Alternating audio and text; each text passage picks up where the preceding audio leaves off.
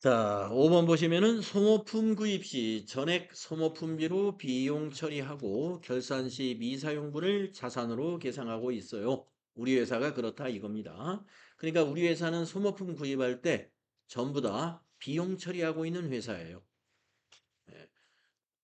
자, 그리고 25년도 말 12월 31일 기준으로 결산을 위해서 재고 파악을 해본 결과 미사용 소모품이 10만 원으로 확인이 되었답니다.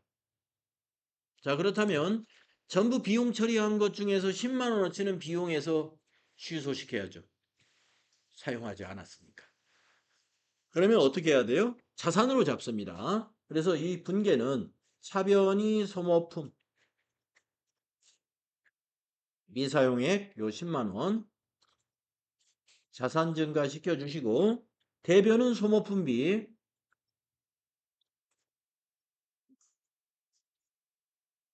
비용에서 취소시키는 것입니다.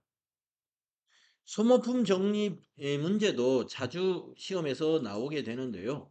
소모품 정리 문제는 개정 과목은 딱 두 개예요. 예, 소모품, 소모품비. 다만 이것이 차변에 오느냐 대변에 오느냐를 여러분이 그때그때 잘 판단해 주시면 됩니다. 자, 지금은 왜 이렇게 되는가를 생각해 보세요. 자, 구입할 때 비용 처리했다 이겁니다. 그런데 미사용액이 이만큼이다 이거예요.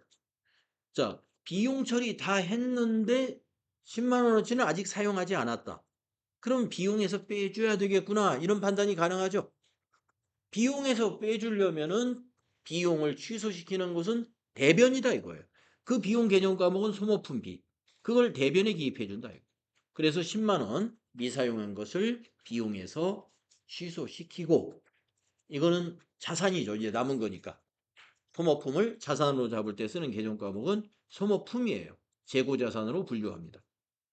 그래서 자산 증가 이렇게 정리하는 거예요. 자, 근데 이게 차변 대변이 바뀔 때가 있어요. 소모품 구입 시 전부 자산으로 회계 처리하고 있다. 이렇게 됐다. 이거 자산으로 회계 처리하고 있다. 그런데 미사용액은 얼마다라고 알려줬습니다. 10만 원. 그러면 자산으로 얼마 처리했지? 합계전액 시산표에 가서 봐야 돼요. 합계전액 시산표에 가니까 100만 원이 자산으로 잡혀 있어. 그런데 재고를 파악해 보니까 10만 원어치가 미사용액으로 조사가 됐다 이거예요. 그러면 90만 원어치는 사용한 거죠. 90만 원을 결산 때 한꺼번에 비용 처리해야 돼. 그러면 90만 원 비용 발생. 그러면 소모품비가 어디로 와야 돼요? 차변으로 와야죠. 그때는 비용 발생이니까 10만 원이 아니라 이제 90만 원. 예. 그리고 90만 원은 이제 자산에서 없어져야죠. 그래서 그때 소모품 90만 원 그때는 대변에 가는 거죠. 예. 자, 그래서 상황에 맞추어서 소모품을 구입할 때 비용 처리한 회사는 결산 때 이렇게 정리가 일어나는 것이고 그 반대의 정리도 있다 이거예요. 소모품 구입할 때 자산 처리한 회사는 결산 때 차변에 오는 게 소모품 B가 올 것이고 대변에 가는 게 소모품이 가요. 이게 뒤바뀌어요. 예. 그 점을 알고 계시면 됩니다. 개정 과목은 소모품, 소모품비인데 차변, 대변은 달라질 수 있다. 예, 달라질 수 있다. 자, 5번 입력하겠습니다. 자, 일반 전표 12월 31일 다섯 번째 전표가 되는군요. 3번 차변에 소모품 10만 원, 172번 10만 원 자산 잡으시고 대변에 소모품 B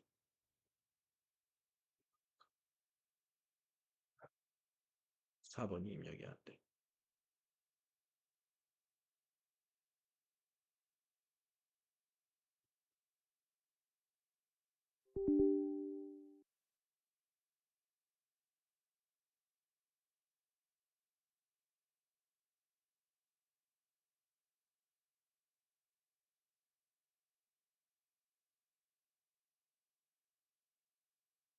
대변에 소모품 B 입력하다가 숫자가 안 먹히는 현상이 제 거 지금 PC에 있는데 원인을 지금까지 못 찾고 있습니다. 아쉽게도.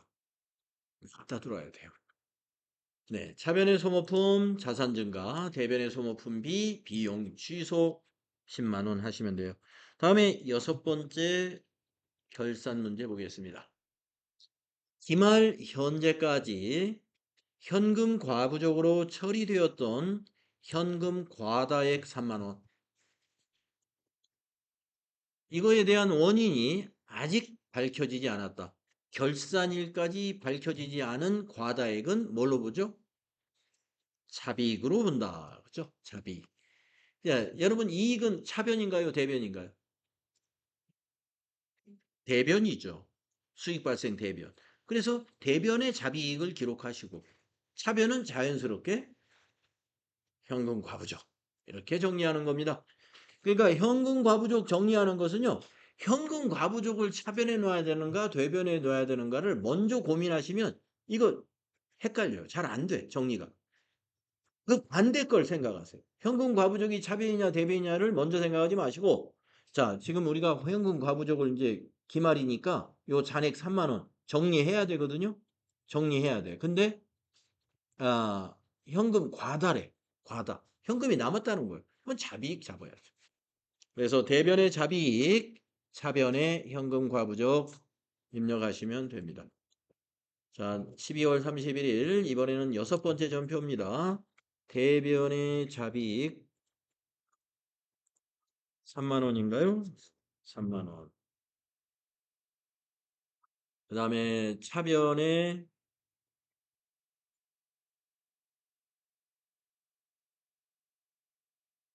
현금 과부족이죠.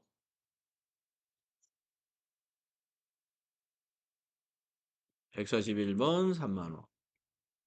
이렇게 정리하시면 된다.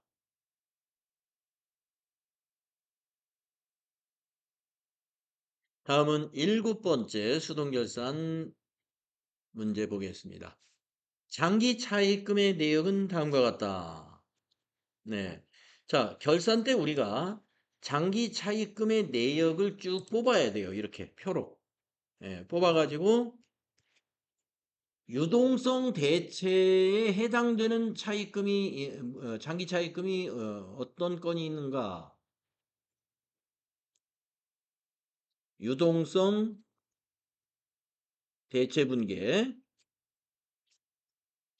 대상을 찾아야 됩니다. 유동성 대체 분계.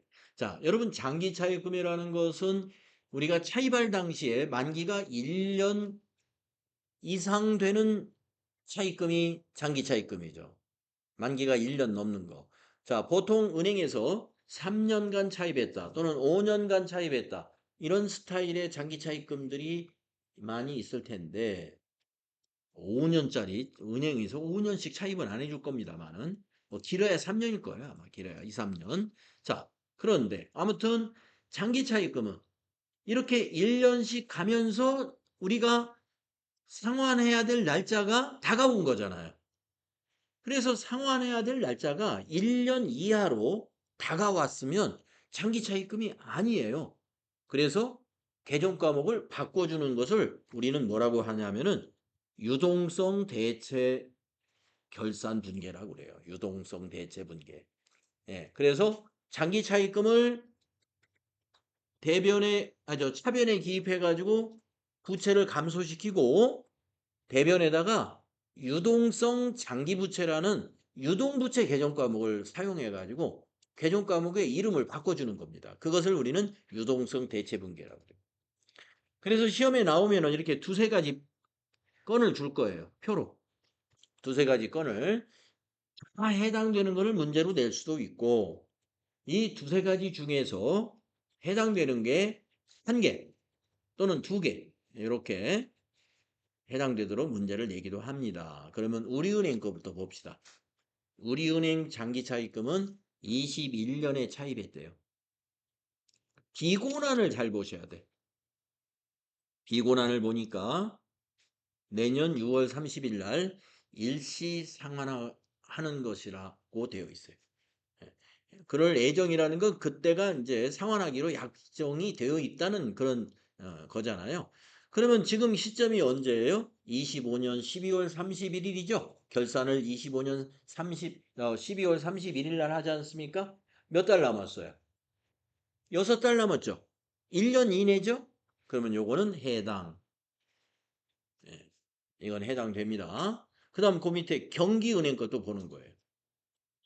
자, 이거는 23년 6월 30일 날 차입을 했다는 거예요. 23년 6월 30일. 그런데 비고를 보세요. 27년 6월 30일에 상환할 예정으로 돼 있어요. 그러면 27 년이면 지금 25년 12월 31일 기준으로 봤을 때 1년 6 개월 남았죠. 그러면 아직도 1년 초과해서 기간이 남은 거잖아요. 이건 그대로 두면 돼요. 결산 정리에 해당이 없다. 그래서 요거는 대상이 아니에요. 그래서 요거 우리은행 거 장기차입금 요것만 유동성 대체분계를 해주면 된다 이거죠. 자, 유동성 대체분계는 장기차입금 차변에 오는 거고요. 대변에 가는 게 유동성 장기부채. 여러분 유동부채에서 공부했었어요. 유동성 장기부채. 네. 차변의 장기차입금 우리은행, 대변의 유동성 장기부채 우리은행. 거래처는 똑같지만 개정 과목을 바꿔주는 거. 자, 입력할까요? 12월 31일 여섯 번째 이제 일곱 번째 전표죠. 자, 차변의 장기 차입금 부채 감소시키는 거니까 왜 장기 차입금이 차변이냐? 예, 장기 차입금을 감소시켜야 되니까요. 293 거래처 우리은행의 두 번째 거 98400 차입금. 이건 거래처 코드 꼭 넣어야 되는 겁니다. 금액은 3천만 원, 30 플러스 플러스 엔터. 대변은 유동으로 입력해 보세요. 유동하고 엔터 치면 유동이 들어가는 개념 과목이 유동성 장기부채 하나밖에 없는 모양이에요. 그래서 바로 264. 거래처는 코드 똑같이 98400 우리은행 차입금. 금액 똑같이 대변에도 3천만 원. 이렇게 해주는 겁니다. 이것을 우리가 유동성 대체 분계다. 이런 것이 나올 수도 있어요. 자, 그 다음에 수동 분계에서 또 나올 만한 거 단기 매매증권의 평가 문제가 나올 수 있습니다. 자, 여덟 번째 문제. 단기 매매증권의 기말 내역은 다음과 같다. 자, 우리 회사가 여유자금이 많은 모양입니다. 그래가지고 이 자금을 주식에 지금 투자하고 있어요. 여유자금이 없으면 주식에 투자할 여유가 없죠. 예, 주식에 이게 아무리 단기 투자라고 하더라도 주식에 투자한다는 것은 돈이 급한 돈이 아니어야 우리가 목적한 수익을 낼 수가 있잖아요. 그래서 이런 유가증권을 좀 많이 투자를 하는 회사다 그러면 이 운영자금이 좀 여유가 있는 회사들이죠. 자, 그래서 A 회사 주식을 1000주 가지고 있는데요. 장부 금액이 1200원이라는 것은요. 우리가 매입한 금액이 1200원에 매입했다는 거예요.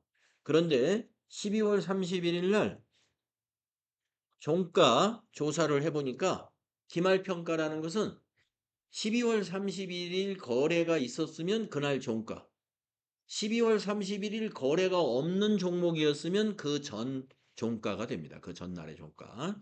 그래서 하여튼 기말평가 이렇게 표로 나눠 알려주면은 뭐 이거 보고 판단하시면 되고 어떤 시험에 보니까 어떤 경우에는 그 뭐죠? 우리가 그 인터넷으로 주식 종목 조회해 보는 그 화면을 캡처해 가지고 거기 넣어 놨어요. 예.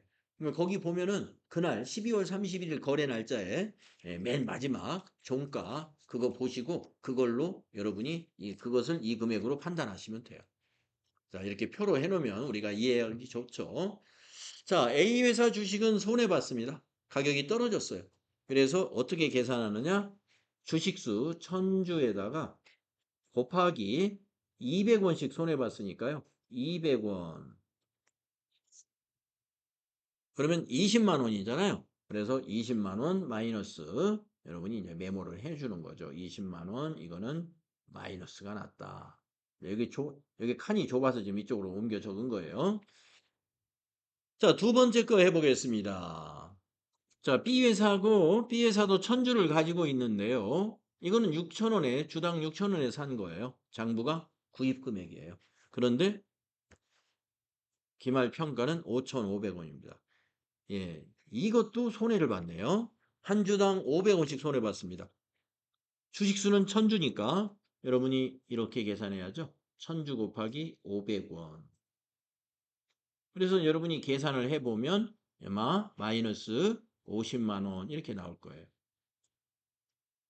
마이너스 50만 원. 그래서 두 개를 어떻게 해야 돼요? 이 두 개를 한 건으로 처리하면 됩니다. 합쳐서. 그래서 합치면은 마이너스 70만 원이죠. 만약에 A회사 거에서는 마이너스 20만 원이 났고 B회사는 6,500원이 되어가지고 플러스 50만 원. 즉 이익을 봤다라고 하면 두 개를 합산하면 얼마예요? 플러스 30만 원이죠. 그러면 30만 원을 자산 증가시키는 결산 수정 분기를 해야 되고 지금은 두 개 다 마이너스니까 마이너스 70만 원을 자산 감소시켜야죠. 가격이 떨어졌으니까 단기 매매증권이라는 이 자산을 감소시켜줘야 돼요. 예. 그래서 자산 감소는 대변이니까 대변의 단기 매매증권 70만 원 이렇게 하면 감소가 되는데 그러면 이 70만 원을 비용 처리해야 되거든요. 가격이 떨어진 것만큼. 이것을 뭐라고 부르냐면 단기 매매증권 평가 손실이라고 그래요. 단기 매매증권 평가 손실을 여러분 영업의 비용에서 우리가 정리했던 계정 과목이에요. 단기 매매증권 평가 손실은 단기의 손익에 반영이 됩니다. 그래서 차변에 단기 매매증권 평가 손실이 70만 원이고요. 대변에는 자산 감소 단기 매매증권이 70만 원이에요. 자, 입력하시면 됩니다. 자, 8번째 전표죠.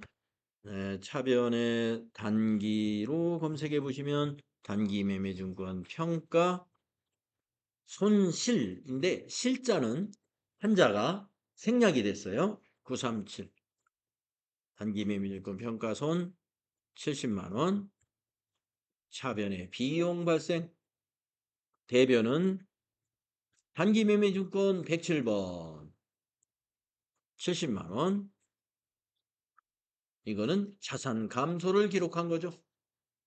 단기 매매증권 자산이죠. 대변에 기입하면 자산 감소.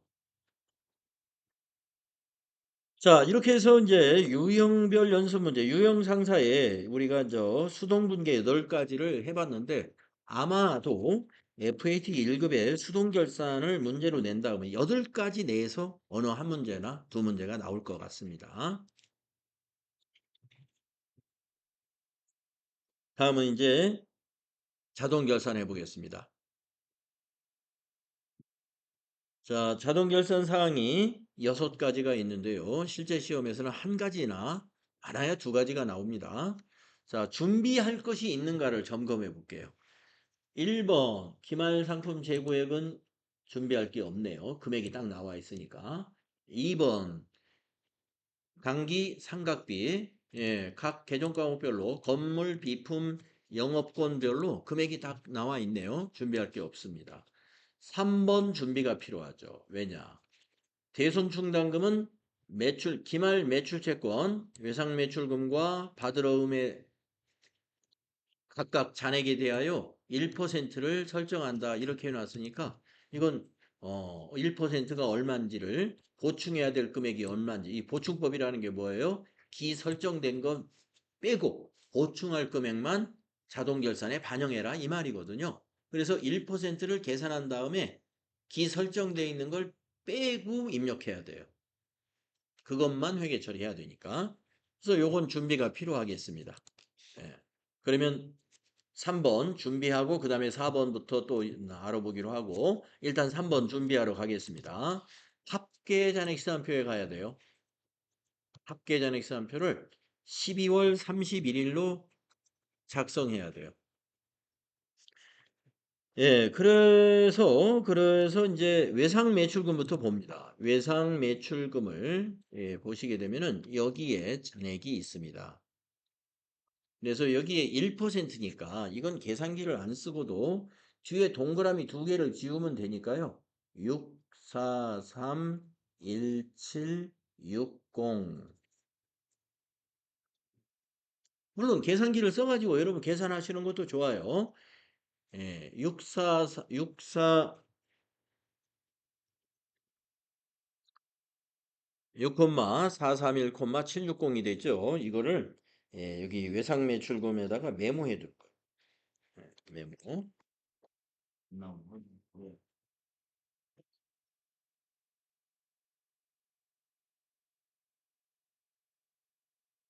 6,431,760. 시험 볼 때는 메모를 어디다 해야 될까요? 예, 종이에다 하는데 시험 볼 때 여러분 시험 책상 위에 A4 용지 한 장을 놓고 시험 볼 수 있습니다. 그리고 펜도 하나 놓고 시험 볼 수 있어요. 예, 이런 거 메모하라고 종이 한 장을 허락을 합니다. 책상 위에 메모지 한 장, A4 용지 한 장 쓸 수 있어요. 자, 그런데 잔액은 있나요, 없나요? 대손충당금 잔액이 없죠. 예, 그러니까 보충할 것이 이 전체, 1% 전체를 보충해야 돼요. 다음에 바드러움 보겠습니다. 바드러움 잔액이 여기 있죠. 네, 이것의 1%는 163 000이죠. 163,000. 자, 바드러움의 1% 예, 163,000입니다. 그런데 대손충당금이 잔액이 여기 있습니다. 5만 원. 그러면 5만 원을 뺀 나머지만 보충해 주면 되거든요. 그게 보충법이에요. 그러면 11만 3천 원만 자동 결산에 반영을 하면 되거든요. 그래서 거기다가 바드러움 쪽에다가 이게 113 000을 이게 메모해 둬야 돼요. 조금 이따 입력해야 될 숫자를. 그래서 자동 결산 중에서는 지금 여기 3번에 이런 거 대손충당금의 어떤 설정 보충법으로 하라는 것처럼 우리가 미리 결산자료 입력으로 가기 전에 준비를 해야 될 건이 있어요. 예, 이런 식으로 준비하시면 됩니다.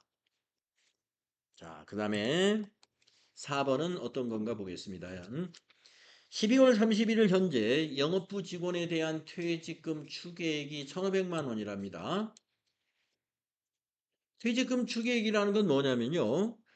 12월 31일로 우리 회사 직원들의 퇴직금을 개인별로 다 계산해 가지고 합산한 것이 퇴직금 추계액입니다.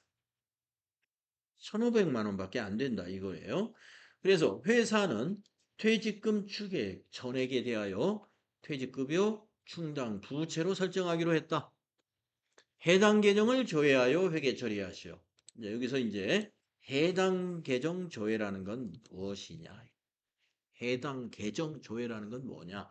자, 우리 회사가 지금 6기에 해당되는 회사예요. 6기. 6년째 영업을 하고 있는 회사입니다. 그러면 퇴직급여 충당 부채를 설정한다는 건 이유가 두 가지예요. 자, 퇴직연금에 가입을 안 하는 회사이거나, 자, 퇴직연금에 가입을 했지만 확정 급여용으로 가입을 했거나, 예, 확정 급여용으로 가입한 회사는요, 그 연금의 주인이 누구냐면 회사예요. 법이. 종업원이 아니에요. 그러니까 연금을 회사가 납입했지만 종업원에게는 권한이 없어요. 그걸 보험회사에서 찾아올 권한이 없어요. 그러면 그거는 어떻게 종업원이 찾는 것이냐? 내가 퇴직하겠소 하면은 회사에서 그 연금 회사에다가 지급해달라고 의뢰해가지고 지급을 해주고 모자라는 것은 회사의 통장에서 지급해줘요. 그러니까 연금에 가입은 했으나 사실상 그 연금의 주인이 계속해서 법인, 회사가 주인인 그러한 연금을 확정급여형 연금이라고 합니다. 그런데 확정 기여형 연금에 퇴직연금에 가입한 회사다 그러면은 연금 납입액을 보험회사에 납입하잖아요. 그러면 회사가 권한이 없어요. 그거는 누구에게 권한이 주어지냐면 바로 근로자. 예. 근로자 돈이 돼요. 그러니까 퇴직금을 사실상 선지급해 주는 경우에 해당이 되죠. 그래서 보험회사에 있는 연금을 근로자가 알아서 보험회사하고 상의해서 그걸 운영하는 거예요. 자기에게 해당되는 부분에 대해서 그러한 연금이 있습니다. 그게 확정 기여형 연금이라고 그러죠. 자, 아무튼 여기서 그렇게 복잡하게 생각할 필요는 없습니다. 하지만 어떤 회사는 이거 퇴직급여 충당부채를 설정하지 않는데 어떤 회사냐? 확정 기여형 퇴직연금에 가입한 회사는 부채로 인식할 필요가 없습니다. 왜냐? 퇴직금을 다 지급했잖아요. 퇴직금을 연금으로 이미 다 지급했고 그 연금에 납입한 것은 회사의 자산이 아니므로 우리 회사는 그걸 부채로 인식하지 않아요. 그러나 아까 말씀드린 확정급여용 퇴직연금에 가입한 회사는 연금에 납입한 돈이 회사의 자산이거든요. 그러니까 부채로 잡아야 돼요. 그래서 우리 회사는 지금 둘 중에 하나다. 뭐다? 연금에 가입했는데 확정 급여용으로 가입했거나 아니면 아예 연금이 없는 퇴직연금에 가입을 안 한 회사다 이런 얘기죠. 그런 경우는 우리가 퇴직급여 충당 부채를 설정해 주는 게 원칙입니다. 왜냐? 이 종업원들이 1년 이상 근무한 종업원이 발생하게 되면요. 회사는 퇴직금을 지급해야 될 의무가 발생한 거예요. 우리가 기업의 법인의 부채라는 것은 의무가 발생하면 부채로 인식하라. 이게 부채거든요. 부채의 개념이거든요. 그래서 우리가 거래처에 외상한 것만 부채가 아니에요. 종업원에게 지급할 의무가 발생한 것. 이것도 부채로 인식해야 돼요. 그게 바로 퇴직금의 경우는 퇴직급여 충당 부채라고 하는 비유동 부채로 설정하도록 되어 있는 겁니다. 자, 그래서 아무튼 우리 회사는 여기에 해당되기 때문에 부채 설정을 하라는 거예요. 자, 근데 해당 계정 조회는 그럼 뭐예요? 작년에도 설정했을 거 아니에요. 그리고 퇴직자가 또 작년에도 아니 올해 나왔을 것이고. 그러면 작년에 예상해 가지고 퇴직급여 중단부채 설정하고 올해 퇴직자가 1명, 2명 발생했어요. 그러면 그때 발생할 때마다 퇴직급여 충당 부채가 감소하거든요. 그래서 잔액을 확인해 가지고 보충해 줘야 됩니다. 자, 그러면 합계전액 시산표 아까 작성한 곳으로 가셔 가지고 저기 밑으로 내려가서 비유동 부채에서 보겠습니다. 비유동 부채에 퇴직급여 충당 부채가 있는지 찾아보니까 있어요. 잔액은 1,000만 원 있습니다. 퇴직급여 충당 부채에 1,000만 원이 있고요. 당기에 퇴직자가 한 명도 없었구나 하는 걸 우리가 알 수 있어요. 퇴직자가 있었다면은 퇴직급여 충당 부채 차변에 처리한 회계 처리가 분명히 있을 터인데 12월 31일 기준으로 봤을 때 차변의 퇴직급여 충당 부채는 제로네요, 제로. 퇴직자 한 명도 없었구나. 네. 그러면 요 1,000만 원은 언제 설정해 놓은 거예요? 24년 12월 31일 날 설정해 놨다. 이렇게 보시면 됩니다. 자, 그러면은 우리는 얼마만 보충하면 돼요? 500만 원만 보충하면 된다 이거예요. 500만 원. 그래서 여러분은 시험지에다가 이제 이 1,500을 할 게 아니고 500만 원만 보충하면 되니까 여기다가 500만 원 이렇게 메모를 해 놓은 500만 원만 보충할 거다.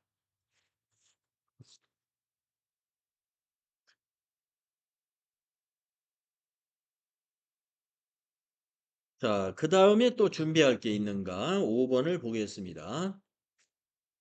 법인세. 등 추산액이 160만 원이랍니다. 결산을 해보니까 법인세 차감전 이익이 나왔고 그 법인세 차감전 이익에다가 우리 회사의 세율을 곱하기 하니까 세금이 160만 원이래요. 법인세가. 법인세 중간 애납 및 원천징수 세액이 선납세금 계정에 계상되어 있다. 이렇습니다. 자, 우리가 중간 엔합한 것은 우리가 입력한 적은 없는데 우리 기억으로는 백데이터로 입력을 해놓은 모양입니다. 그 다음에 원천징수 당한 거는 여러분 기억나실 거예요. 정기예금 만기된 것이 한 번 있었어요. 정기예금이 만기돼 가지고 그 세금을 선납세금으로 우리 회계 처리한 거 한 번 있었습니다. 예. 그래서 우리가 입력한 것만 있을 수도 있고 아니면 백데이터로 입력된 것이 있어서 우리가 입력한 것보다 지금 훨씬 더 큰 금액이 선납세금으로 잡혀 있을 수도 있어요. 자, 일단 선납세금을 확인합니다. 자, 선납세금은 당좌 자산에 해당이 됩니다. 예. 근데 왜 하나도 없지? 선납세금. 선납세금 우리 있지 않았나요? 정기예금 한번 만기되지 않았었는가?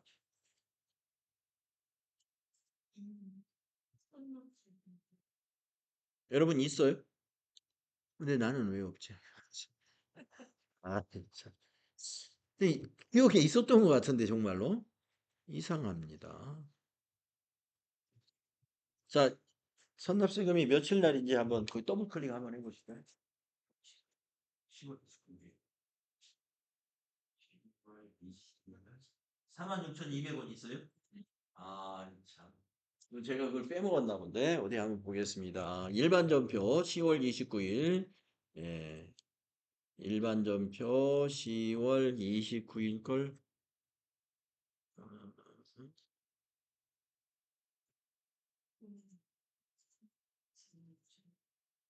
있는데 이거 왜 46,200원 차변에 선납세금 잘 잡았는데 10월 29일 여러분도 46,200원만 있나요? 근데 저는 왜 없을까? 합계장액산 조회